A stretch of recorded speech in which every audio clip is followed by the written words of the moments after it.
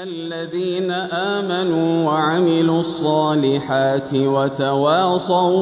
وتواصوا بالحق وتواصوا بالصبر. Bismillahirrahmanirrahim. Assalamualaikum warahmatullahi ta'ala wabarakatuh. Innal hamdalillah nahmaduhu wa nasta'inu wa nastaghfir wa na'udzu billahi min syururi anfusina wa min sayyiati a'malina. May yahdihillahu fala mudilla lahu wa may yudlil fala hadiya lahu. Asyhadu an la ilaha illallah lam yalid wa lam yulad wa lam yakul lahu kufuwan ahad. Wa asyhadu anna Muhammadan abduhu wa rasuluhul hadi ila siratim mustaqim. Allahumma fassalli wa sallim ala hadzal nabiyil karim wa ala alihi wa sahbihi rasulillah ajmain, amma ba'du. Alhamdulillah, kita kembali bersyukur kepada Allah Azza wa Jalla. Pada hari ini Allah Subhanahu wa taala masih memberikan kita kesempatan, sebuah nikmat yang luar biasa, yaitu bisa menikmati suasana Ramadan. Semoga apa yang kita lakukan di bulan Ramadan ini Allah Subhanahu wa taala mencatatnya sebagai bukti, sebagai saksi bahwa ini adalah amal terbaik bagi kita di yaumil mahsyar nantinya insyaallah. Salawat dan salam kita doakan kepada baginda Rasul, semoga disampaikan oleh Allah Subhanahu wa taala salam dan taslim kita kepada Nabi Muhammad sallallahu alaihi wasallam, teruntuk keluarga beliau, para sahabat, para tabi'in, tabi'ut tabi'in, dan para alim ulama kita. Dan semoga pula kami doakan semua orang-orang yang melaksanakan puasa di bulan Ramadan ini mendapatkan syafaat dari Nabi kita Muhammad sallallahu alaihi wasallam. Bapak dan Ibu hadirin, para ahli siam yang dimuliakan Allah Subhanahu wa taala. Suatu ketika para sahabat bertanya kepada Rasulullah sallallahu alaihi wasallam. Kata para sahabat, "Ya Rasulullah, siapakah manusia yang paling terbaik?" Maka Rasulullah sallallahu alaihi wasallam menjawab, manusia yang terbaik adalah manusia yang Allah panjangkan umurnya, kemudian baik amal-amal kebaikannya.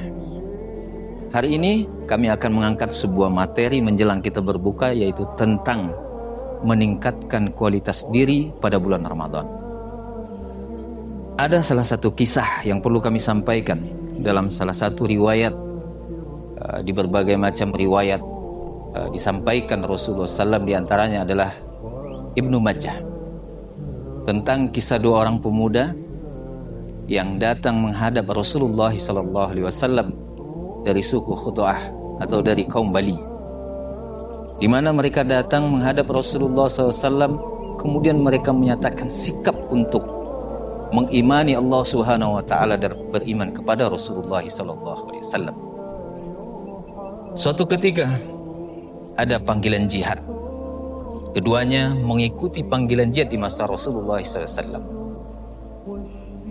Kemudian di antara salah satu mereka mati syahid di medan jihad. Padahal kedua-duanya bersungguh-sungguh. Yang mati di medan jihad ini adalah orang yang sangat baik amalannya. Ia bersungguh-sungguh dalam sebuah kebaikan, dalam amal dan ketaatan kepada Allah Subhanahu wa taala. Kemudian setelah si A meninggal atau mati syahid di medan jihad, kemudian yang si B, Allah berikan umur atau Allah panjangkan umurnya selama 1 tahun. Kita tahu ikhwafillah rahimakumullah bahwa sesungguhnya di antara fadilah orang yang mati syahid yang ikut berperang di jalan Allah adalah, yang pertama, Allah akan nikahkan dia dengan 72 bidadari. Yang kedua, Allah berikan kesempatan kepadanya, memberikan syafaat kepada keluarganya sebanyak 70 orang dikeluarkan dari neraka dan dimasukkan ke dalam surga. Dan masih banyak lagi fadilah-fadilahnya. Namun ikhwafillah rahimakumullah, setahun sesudah itu baru meninggal sahabatnya. Kemudian Talha bin Ubaidillah bermimpi beliau ada di pintu surga. Kemudian tiba-tiba datang dari dalam surga memanggil di antara dua sahabat tersebut. Yang dipanggil duluan masuk surga adalah sahabat yang mati terakhir. Kemudian baru yang kedua yang mati syahid. Dan kata orang yang dalam surga tadi, "Wahai Talha bin Ubaidillah, belum saatnya engkau masuk, silakan pulang." Kemudian Talha terkejut. Dan kemudian disampaikan, diceritakan kepada para sahabat. Mereka terheran-heran. Kenapa yang duluan masuk surga adalah orang yang mati setelahnya, bukan yang mati syahid. Karena menurut dugaan para sahabat yang dahulu masuk surga itu adalah yang mati syahid. Tapi ternyata orang yang mati sesudah orang yang mati syahid tersebut. Ternyata desas-desus ini sampai ke telinga Rasulullah SAW. Kemudian apa kata Rasulullah? Min ayyi dzalika ta'jabun? Kenapa kalian heran? Mereka menjawab, ya Rasulullah, hadza kana ashaddar rajulaini ijtihada thumma tushhida wa dakhala hadzal akhiral jannah qablah.